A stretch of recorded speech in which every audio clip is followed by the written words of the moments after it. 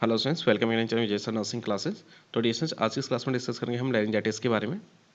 तो फर्स्ट हम डिस्कस करते हैं introduction of laryngitis. Laryngitis is a condition characterised by inflammation of the larynx which contains the vocal cords responsible for sound production.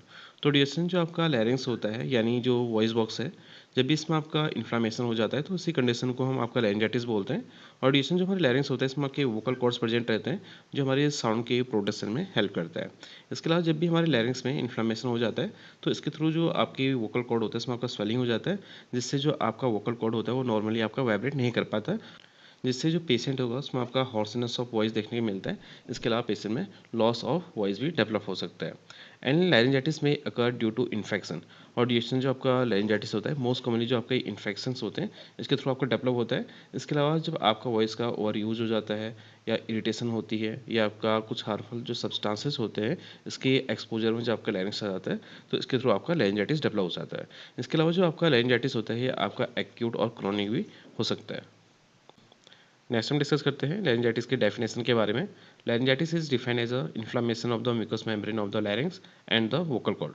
तो duration जब भी हमारे लैरिंग्स की जो म्यूकस मेम्ब्रेन होती है और आपके जो वोकल कॉर्ड की जो म्यूकस मेम्ब्रेन होती है, जब भी इसमें आपका इन्फ्लेमेशन हो जाता है तो इसी को हम आपका लैरिंजाइटिस बोलते हैं।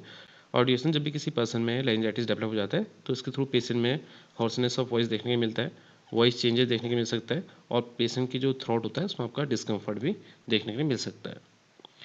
नेक्स्ट हम डिस्कस करते हैं टाइप्स ऑफ लैरिंजाइटिस के बारे में।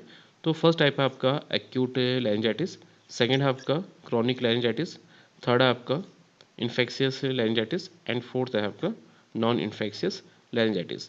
तो फर्स्टली हम बात करते हैं एक्यूट लैरिंजाइटिस के बारे में। तो ड्यूरेशन जो आपका एक्यूट लैरिंजाइटिस होता है तो उसका जो ऑनसेट रहता है वो आपका सडन रहता है और ये यूजुअली हमारा जो वायरल इन्फेक्शंस होते हैं यानी जो वायरसेस होते हैं इसके थ्रू डेवलप होता है and last less than 3 week.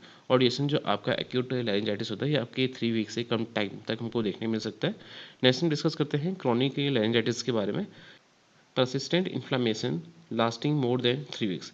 तो ड्यूरेशन जो आपका क्रॉनिक लैरिंजाइटिस होता है इसमें जो लैरिंग्स होता है इसमें आपका परसिस्टेंट इन्फ्लामेशन देखने को मिलता है और ये हमारा 3 वीक से ज़्यादा हमको देखने को मिल सकता है। और ड्यूरेशन जो आपका क्रॉनिक लाइनिजाइटिस होता है ये मोस्टली हमारे जो इरिटेंट्स होते हैं और आपके वॉइस का जो मिसयूज़ होता है इसके थ्रू आपका डेवलप होता है। इसके अलावा जो थर्ड टाइप है वो आपका है इन्फेक्शियस लैरिंजाइटिस। तो ड्यूरेशन जो आपका इन्फेक्शियस लैरिंजाइटिस होता है मोस्टली हमारे जो वायरस होते हैं और जो बैक्टीरियाज होते हैं इसके थ्रू आपका डेवलप होता है। एंड लास्ट है आपका नॉन इन्फेक्शियस लाइनिजाइटिस। तो ड्यूरेशन जो आपका नॉन इन्फेक्शियस जो लाइनिजाइटिस होता है ये मोस्टली आपके जो एलर्जीज होते हैं, इरिटेंट्स होते हैं और आपका जो वॉइस स्ट्रेन होता है इसके थ्रू आपका ये डेवलप होता है। नेक्स्ट हम बात करते हैं लैरिंजाइटिस के रिस्पेक्टर्स के बारे में। तो फर्स्ट है आपका एक्सेसिव वॉइस यूज़। मान लो कोई टीचर है और आपके जो सिंगर होते हैं इनका जो वॉइस है वो आपका ज़्यादा यूज़ होता है, आपका ज़्यादा लाउड से ही बोलते हैं तो उसके थ्रू आपका डेवलप हो सकता है। इसके अलावा जो स्मोकिंग होता है और आपका जो अल्कोहल कंजप्शन होता है इसके थ्रू भी जो लैरिंजाइटिस होता है वो डेवलप हो सकता है। इसके अलावा जो एयर पॉल्यूशंस होते हैं जिसमें आपके हार्मफुल गैसेज होते हैं इसके थ्रू भी आपका डेवलप हो सकता है। इसके अलावा GERD यानी जो आपका गैस्ट्रोइसोफेजियल जो रिफ्लेक्स डिजीज़ होती है इसके थ्रू भी आपको कॉज हो सकता है। इसके अलावा जो एलर्जीज़ होते हैं, अपर रेस्पिरेटरी ट्रैक्ट इन्फेक्शन होता है या फिर आपके कोई जो केमिकल इरिटेंट्स होते हैं इसके जो एक्सपोजर में आ जाते हैं तो उसके थ्रू आपको जो लाइनिजाइटिस होता है वो आपका डेवलप हो सकता है। इसके अलावा हम बात करते हैं इसकी जो इटोलॉजी है यानी जो मेन कॉजेज हैं इसके बारे में। तो फर्स्टली हम बात करते हैं जो इन्फेक्शियस कॉजेज हैं इसके बारे में। तो ड्यूरेशन जो आपका लाइनिजाइटिस होता है ये आपकी जो वायरसेस होते हैं और आपके जो बैक्टीरियाज होते हैं इसके थ्रू आपका डेवलप होता है। जैसे कि हमारा जो इन्फ्लुएंजा वायरस है, राइनो वायरस होते हैं और आपका एडिनो वायरस के थ्रू आपका डेवलप हो सकता है। बात करें हम बैक्टीरियाज के बारे में तो जो आपका लाइनिजाइटिस होता है ये हमारे जो स्ट्रेप्टोकोकस स्पीसीज़ के जो बैक्टीरियाज होते हैं और आपका स्टेफाइलोकोकस जो ऑरियस होता है इसके थ्रू आपका डेवलप होता है। इसके अलावा हमारे कुछ नॉन इन्फेक्शियस कॉजेज हैं जैसे कि आपका vocal cord over use and smoking and alcohol, allergy reaction और आपका जो GERD होता है यानी जो गैस्ट्रोइसोफेजियल जो रिफ्लेक्स डिजीज़ होती है और आपका जो exposure to dust and chemical irritants इसके थ्रू आपका जो लाइनिजाइटिस होता है वो आपका डेवलप हो सकता है। नेक्स्ट हम डिस्कस करते हैं पैथोफिजियोलॉजी ऑफ लाइनिजाइटिस के बारे में। Exposure to infection irritants and vocal strain. तो डिएशन जैसे हमारे इटोलॉजिकल फैक्टर थे जैसे कि आपका इन्फेक्शन है और आपका इरिटेंट्स होते हैं और आपका जो वोकल स्ट्रेन होता है तो इसके थ्रू जो आपकी लेरेंस की जो म्यूकोसा लाइनिंग होती है इसमें आपका इन्फ्लामेशन डेवलप हो जाता है। और डिएशन जब भी इसमें आपका इन्फ्लामेशन हो जाता है तो जो आपके वोकल कॉर्ड होता है इसमें आपके स्वेलिंग और आपका इरिटेशन होना स्टार्ट हो जाता है, जिससे जो आपके वोकल कॉर्ड की जो म्यूकस मेम्ब्रेन होती है इसमें आपका थिकनिंग होना स्टार्ट हो जाता है, जिससे जो आपका वोकल कॉर्ड होगा इसमें आपके जो वाइब्रेशंस होते हैं वो आपके इम्पेयर्ड हो जाते हैं, जिससे पेशेंट में आपके हॉर्सनेस ऑफ वॉइस देखने को मिलती है और आपका जो वॉइस होती है उसमें चेंजेस देखने को मिलता है। और साथ में पेशेंट को डिफ़िकल्टी इन स्पीकिंग होती है और साथ में थ्रोट में डिस्कम्फर्ट भी देखने के लिए मिल सकता है। इसके अलावा नेक्स्ट हम डिस्कस करते हैं इसकी जो क्लिनिकल मैनिफेस्टेशन है, यानी जो आपकी लेंजाइटिस है, इसके जो साइन एंड सिम्टम्स होते हैं, इसके बारे में डिस्कस करेंगे। तो डिस्कशन पेशेंट में आपका हॉर्सनेस ऑफ वॉइस देखने को मिल सकता है and slight huskiness and complete loss of voice. और पेशेंट में आपका जो कंप्लीट वॉइस है वो आपका लॉस हो सकता है, जिसको मेडिकल टर्म में आपका एफोनिया हम बोलते हैं। इसके अलावा पेशेंट में डिस्फेजिया डेवलप हो सकता है, यानी पेशेंट को डिफ़िकल्टी इन सॉलिंग हो सकती है। इसके अलावा पेशेंट में सोर थ्रोट डेवलप हो सकता है and tickling sensation in the throat and fever हो सकता है पेशेंट को। और जैसे अगर मान लो पेशेंट में फीवर डेवलप होता है तो पेशेंट में हमको चीज़ देखने को मिल सकता है। इसके साथ में हमको डायाफोरेसिस की कंडीशन भी देखने के लिए मिल सकती है, यानी एक्सेसिव स्वेटिंग पेशेंट में डेवलप हो सकता है। इसके अलावा पेशेंट का जो थ्रोट होता है उसमें आपका इरिटेशन डेवलप हो सकता है, पेशेंट को डिस्कम्फर्ट होगा। तो इसके लिए आपका मेडिकल टर्म रहता है मैलिस। तो जो मैलिस है इसको हम आपका फीलिंग ऑफ डिस्कम्फर्ट बोलते हैं। इसके अलावा पेशेंट में हमको रेस्पिरेटरी डिस्ट्रेस की कंडीशन देखने को मिल सकती है और पेशेंट में फटीग भी डेवलप हो सकता है। इसके अलावा नेक्स्ट हम डिस्कस करते हैं डायग्नोस्टिक फाइंडिंग ऑफ लेंजाइटिस के बारे में। तो डिएसन जो आपका लेंजाइटिस है इसको फाइंड आउट करने के लिए फर्स्टली हम आपका हिस्ट्री कलेक्शन करते हैं। इसके अलावा हम पेशेंट का फिजिकल एग्जामिनेशन करते हैं। तो जब भी हम आपका फिजिकल एग्जामिनेशन परफॉर्म करेंगे तो पेशेंट की जो लैरिंग्स है उसमें आपका रेडनेस देखने को मिलेगा और उसमें आपका स्वेलिंग भी देखने को मिलता है। इसके अलावा फिजिकल एग्जामिनेशन के दौरान जो आपका स्पीच होगा उसमें आपका हॉर्सनेस देखने को मिलेगा, यानी हॉर्सनेस ऑफ वॉइस देखने को मिलता है। इसके अलावा पेशेंट का जो लैरिंग्स है उसको अच्छे से विजुलाइज करने के लिए हम लैरिंजोस्कोपी टेस्ट परफॉर्म करते हैं।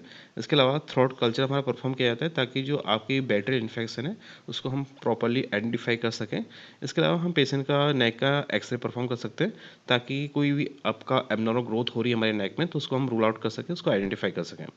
इसके अलावा पेशेंट में हम सीटी और एमआरआई कर सकते हैं। तो रेडिएशन जो आपका सीटी स्कैन है और जो एमआरआई है ये मोस्टली हमारे जो क्रॉनिक और जो सीवियर केसेस होते हैं लेरिंजाइटिस के उसमें ही हम आपका परफॉर्म करते हैं।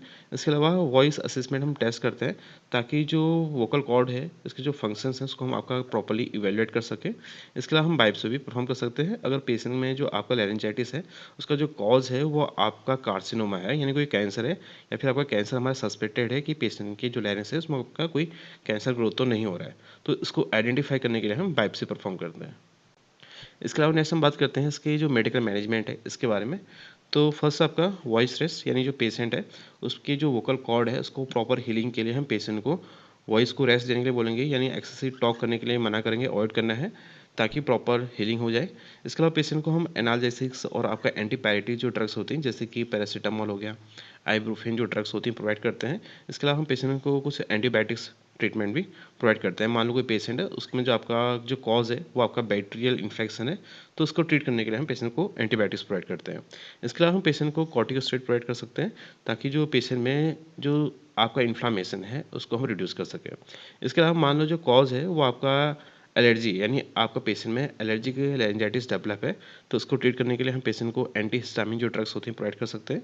इसके अलावा हम पेशेंट को एसिटामिनोफेन और जो NSAID जो ड्रग्स होती हैं जैसे कि आपका नॉन स्टेरॉइड एंटी इन्फ्लामेटरी जो ड्रग्स होती हैं उसको हम प्रोवाइड करते हैं ताकि जो पेशेंट का जो पेन है उसको रिड्यूस कर सके और जो इन्फ्लामेशन है उसको भी रिड्यूस कर सकें और जो पेशेंट का फीवर है उसको भी हम रिड्यूस कर सकें। इसके अलावा हम पेशेंट को कुछ सपोर्टिव ट्रीटमेंट प्रोवाइड कर सकते हैं जिसमें हम पेशेंट को स्टीम इनहेलेशन प्रोवाइड करते हैं, वार्म फ्लूइड प्रोवाइड करते हैं और आपका एडिक्वेट हाइड्रेशन प्रोवाइड करते हैं। इसके अलावा जो पेशेंट है उसको आपका ह्यूमिडिफाइड जो एयर होती है प्रोवाइड करते हैं और पेशेंट को स्मोकिंग और जो अल्कोहल है इसको अवॉइड करने के लिए बोलना है। नेक्स्ट बात करते हैं जो लेरिंजाइटिस है इसकी सर्जिकल मैनेजमेंट के बारे में। तो रेडिएशन जो आपका सर्जिकल मैनेजमेंट है इसकी से नीड तो नहीं पड़ती, लेकिन जो आपकी क्रोनिक लेरिंजाइटिस के जो केसेस होते हैं उसमें ही आपका सर्जिकल मैनेजमेंट की नीड रहती है। फर्स्ट है आपका इसमें removal of the vocal cord nodules और पुलेप। मान लो जो हमारे वोकल कॉर्ड है इसमें आपका कोई पुलेप बन गया है या आपका नोड्यूल है तो उसको सर्जरी के थ्रू हमको रिमूव करना है। नेक्स्ट आपका माइक्रो लैरिंजोस्कोपिक सर्जरी हम परफॉर्म करते हैं use to remove the lesions affecting vocal cord, यानी कोई भी लीजन है आपके जो वोकल कॉर्ड में प्रेजेंट है तो उसको कम्प्लीटली रिमूव करने के लिए हम पेशेंट में माइक्रो लैरिंजोस्कोपी जो सर्जरी होती है परफॉर्म करते हैं। नेक्स्ट हम डिस्कस करते हैं लेरिंजाइटिस के कॉम्प्लिकेशंस के बारे में, यानी जब आपका लेरिंजाइटिस ट्रीट नहीं हो पाता तो उसके फर्दर हमारे कौन कौन से कॉम्प्लिकेशंस देखने को मिल सकते हैं। फर्स्ट आपका क्रोनिक वॉइस चेंजेस देखने को मिल सकता है, पेनफुल टॉकिंग हो सकता है और डिस्फोनिया, यानी आपका कंप्लीट आपका जो वॉइस होता है वो लॉस हो सकता है। एंड वोकल कॉर्ड में हमारे जो नोड्यूल्स होते हैं वो आपके डेवलप हो सकते हैं। एयरवे में आपका ऑब्स्ट्रक्शन देखने को मिल सकता है, और जो आपका इन्फेक्शन है वो आपकी जो लोअर रेस्पिरेटरी ट्रैक्ट होता है इसमें आपका स्प्रेड हो सकता है। Thank you students for watching this video. Please don't forget to like, share and subscribe this channel for more updates.